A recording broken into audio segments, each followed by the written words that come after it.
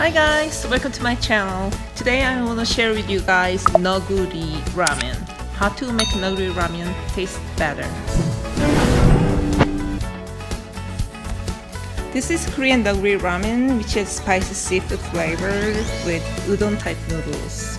I'll be using some sliced garlic, minced garlic, 2 serrano peppers, a little bit of yellow onion, mussel,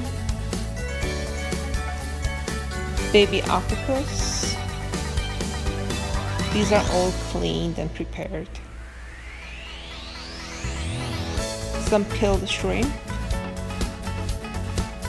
and green onion. Slice up some green onion, serrano peppers, garlic, and yellow onion.